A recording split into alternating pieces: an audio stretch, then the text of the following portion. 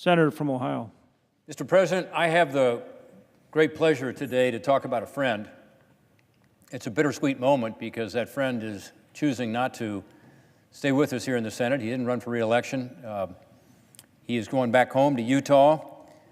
But I want to take a minute to talk about his incredible accomplishments here as a public servant over a 42-year career, over 4 decades here in the Senate. And you know what? Some people come here because they want to be somebody. Orrin Hatch came here because he wanted to do something for people. And boy, he has done that. Time after time, he has stepped up to serve the American people. When Senator Hatch retires, the Senate will be losing not only our president pro tem, that means that he's fourth in line to be president, and he's the president pro tem here of the Senate, the most senior member. But we're also going to lose somebody who over the years has been a mentor for a lot of us, because he's a person who is committed to legislating, to making a difference in the lives of the people of Utah and the people of our great country. He's been a statesman. So at a time of bare-knuckled politics, isn't it nice to have that model? And that's Orrin Hatch. Back in 1976, this kid from Pennsylvania, blue-collar kid from Pennsylvania, who had been then a union member, card-carrying union member, of which he is proud, and later went to law school and became in Salt Lake City a successful litigation attorney, decided to run for the United States Senate. Now, he was running against a 3-term incumbent. Normally, that's not a recipe for success, but he had a rare and impressive victory for a first-time candidate, and he hasn't looked back since.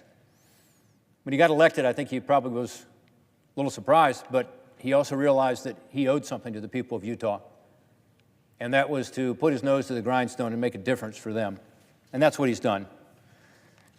They say he has sponsored more bills that have become law than any other living member of Congress. He might even have that record for any member of Congress, but certainly for any of those of us who are still around. He's the former chairman of the Senate Health, Education, Labor, and Pensions Committee, also called the HELP Committee. He's the former chairman of the Senate Judiciary Committee. He is currently the chairman of the all-powerful Senate Finance Committee, and I say that somewhat jokingly, but truly that committee has jurisdiction over such a broad range of issues, all of which Senator Hatch has touched. I've gotten to work with him on a lot of those issues over the years when I was in the Ways and Means Committee in the House and now in the Senate Finance Committee. We've worked together on tax reform, on anti-drug legislation, on pension legislation, on health care legislation, intellectual property legislation, and so much more. I also had the honor of working very closely with him when I was U.S. Trade Representative, because the Senate Finance Committee handles trade matters, and he was always extremely involved and engaged in expanding the opportunity for U.S. workers and farmers to sell their products abroad. With a slew of achievements to highlight, it is his most recent accomplishment that I want to talk about very briefly, and that's the devotion he gave to tax reform. Remember, it had been 31 years since we'd had any significant tax reform in this body.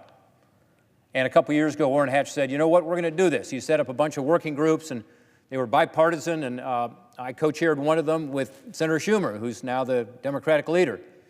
And he said, let's go to work on this thing. And frankly, a lot of people didn't give him much of a chance. Why? It had been tried previously in those 31 years and had been unsuccessful. And here we are in this partisan atmosphere. How could that possibly succeed?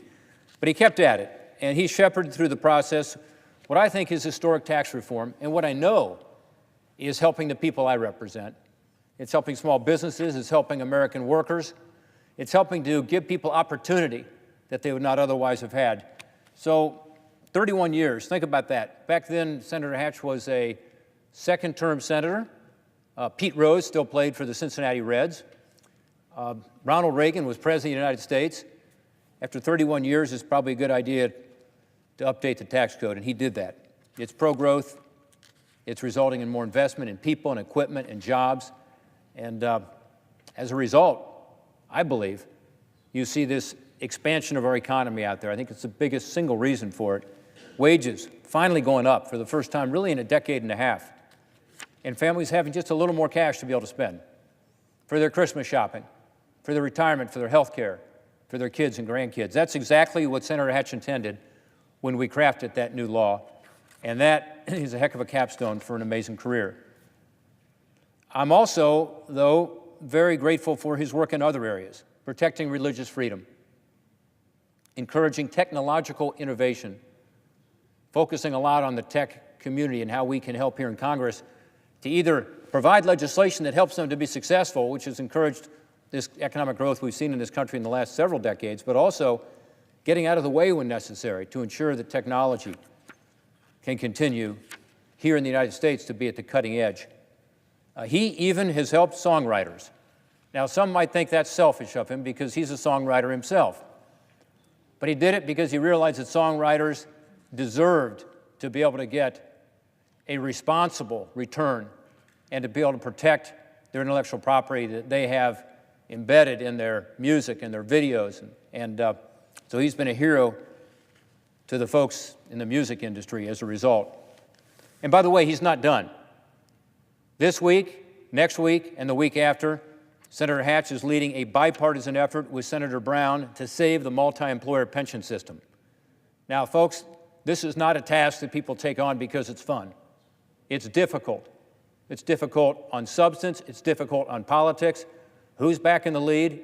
Orrin Hatch, as co-chair of this select committee this Congress formed to be able to finally come up with a way to keep these pensions from going under, keep the government entity that insures the pensions, which is called the Pension Benefit Guaranty Corporation, PBGC, from going under, and ultimately to ensure that our economy and thousands of businesses are not impacted so negatively, because we're going to lose a lot of businesses. We're going to lose the ability for us to be able to provide people with their hard-earned retirement money unless we fix this system. Once again, he's at the lead, trying not to do something that's good for him or good for him politically, but something that's good for our country that he knows has to be done. So in my view, Orrin Hatch epitomizes what it means to be a public servant and to be a servant leader, because he does it through leadership. He doesn't have to give speeches on civility. He practices it. Over the years, he's been a model for me of a serious legislator, one focused on delivering results. Perhaps most importantly, he's a gentleman. He's a gentleman who treats everybody with respect, everybody, regardless of your political focus, regardless of who you are in this place, what your station in life is. Orrin Hatch treats you with respect and dignity. Despite all these legislative accomplishments during his more than 4 decades in the Senate, what's he most proud of? His family. I know that. I got to know his son early on when we worked together as lawyers in the first Bush White House. This was about 30 years ago. His wife, Elaine, and he have been together now for more than 60 years. They've got 6 children, 23 grandchildren, and 24 great-grandchildren. Now, that 24 might have increased since I started talking. I don't know. But he's got a lot of them. Even as he retires as the president pro tem of this body, I know he's going to stay busy with the Hatch Foundation. And folks, he's going to stay busy with that growing family. Shepherding tax reform will be nothing compared to shepherding 47 grandchildren and great-grandchildren this holiday season. So, Orrin Hatch, we thank you for what you have done for your state and your country. I know I speak on behalf of this body as a whole when I say that the impact you've had during your time here in the Senate has been one that has made all of us better by being around you and made this country better. I'm grateful for having had the opportunity to work with you as a colleague, and I look forward to the pleasure of our continuing friendship. Enjoy your retirement, Orrin. Well deserved. Godspeed.